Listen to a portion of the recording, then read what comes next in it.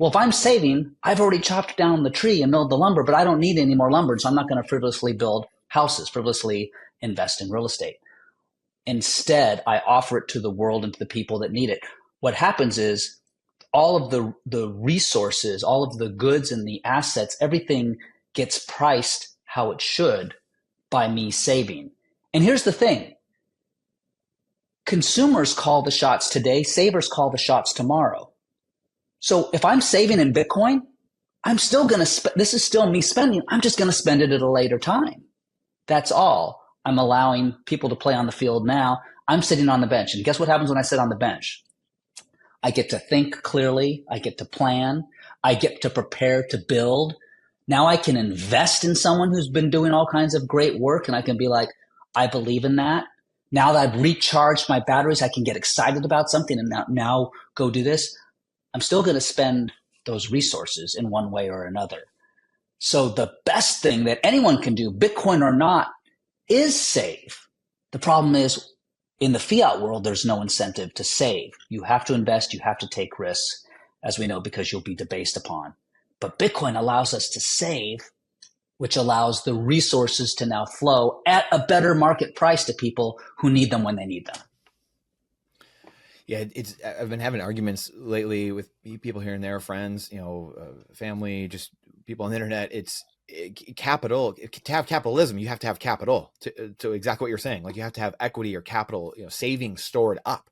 And the system is not incentivizing anyone to save anything. So therefore we're not in capitalism anymore. We're in some maybe variation of it at best, crony capitalism or creditism or something to that effect. So I love that you said that because that's what. Well, think about it. If you don't build the fishing pole, people can't go and fish. Can't fish. So, so it's like, so the only way to build the fishing pole is to save, because I can't just go get a fish and eat a fish every day. If every day let me grab a fish and I eat the fish, that's me consuming.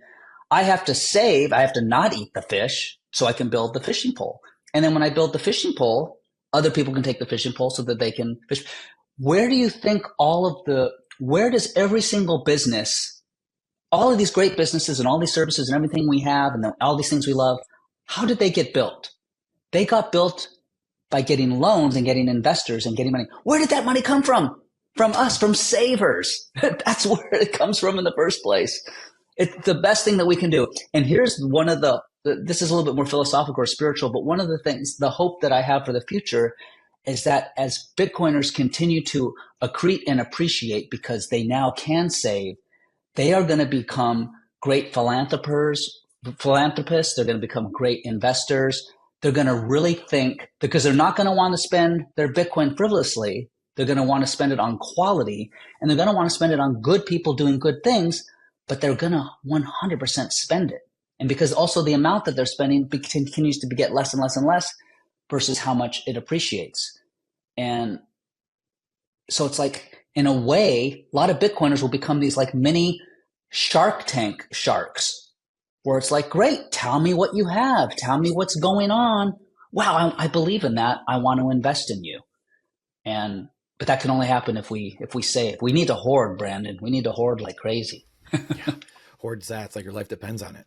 Yes. It does. Sorry, I cut you off, I think. The only other thing I was going to say was just that the layers of the system, one of the comments that I've got a couple times now is people think that inflation is a part of capitalism. And that's where I was going with this. And that's what you were kind of outlining. We have to understand these layers. So the way I would always explain it to people is you have this monetary bedrock is separate from the economic system you choose or society chooses. And people like conflating these two and thinking that like, well, inflation is just like, again, fish in the water. They don't know they're wet.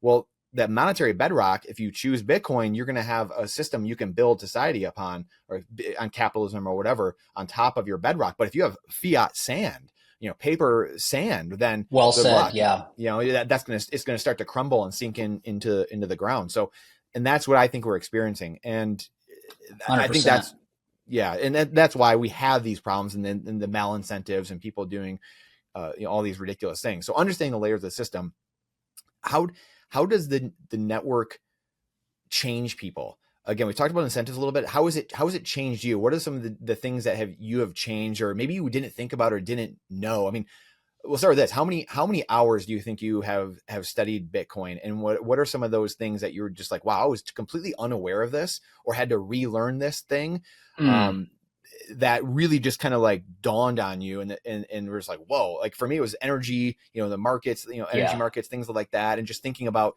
the environment. There's always a hunter and a fisherman, so I was a conservationist, but seeing the environmental movement and kind of that being exposed with people not understanding Bitcoin mining and how it cleans up the earth. So a couple of my ahas, but like I said, how many hours do you think you put into studying Bitcoin alone? And then what are those big changes? At this point, I'm sure it's been at least 1,000. I've never thought about that. That's a good question. Since 2017, I've been almost daily studying Bitcoin. And that's actually just been increasing and increasing up until now, to the point where it's like Bitcoin is mostly all that I do. It's mostly all that I care about. And even though a lot of the topics are things that I now deeply understand, I continue to love the way other people say things. And I continue to love to hear how other people come into Bitcoin and why they come into Bitcoin. For me, like you, one of the big aha moments was how Bitcoin mining works, yes, and energy and the environment. Living here in LA and being in Hollywood, I can't tell you how many people obviously care deeply about, climate change and global warming and the environment and all of these things that I don't necessarily agree with and never did, but I wasn't 100% sure why and didn't necessarily have the facts because I hear stuff on both sides. Well, I no longer have to care about those facts because now I see how Bitcoin actually just cleans up pollutive and warming gases no matter what. So whether you think it's man-made or not, whether you think it's good or bad, this is what Bitcoin mining does. And in the process emits zero CO2. In fact, it gives us another usage. We have heat. And so that was a huge idea. And I loved learning about that because I love being able to tell my lefty climate activist friends, how Bitcoin is actually great for the environment. You don't even have to care about Bitcoin, the asset, or Bitcoin, the network. Let me just tell you how mining works. And it's one way that, Don Bay and I and a few others were able to get Santa Monica on board. That's very, very progressive city. And, now they're a Bitcoin city because they care about the environment. They love how it can clean up the landfills and eat all that methane that's just going straight into the air, 84 times more pollutive than CO2. So that was clearly a big one for me. Living, here in the West and not in the, global South or Western Africa or anywhere, it wasn't very meaningful to me at first about the permissionlessness, the instant, the fractionability, the portability, the divisibility, because the dollar network does work great for me. It's fine. I like the dollar, I still use Venmo with my friends and, PayPal and all that stuff just works. But I'm also, I don't own a gun shop. I don't have a cannabis shop. Like I've never been debanked or unbanked. Yes, I don't like the friction of sending a wire and all that stuff. And there's always been hiccups, but so I didn't get that aspect. I see how most of the world needs that. And I've learned about that. I put a lot of that in my book because that was a big aha moment for me, being like, holy crap, we are so privileged. This is how the rest of the world lives. What's going on in Lebanon and in Turkey and, Brazil and Argentina and Afghanistan. And it's like, holy moly. If you like that clip, then you definitely got to check out this next spicy clip. I think you're really going to like it. Come on, check it out. But if you want the full version, the full interview, then check that out over here. Come on, do it. I'll see you in there.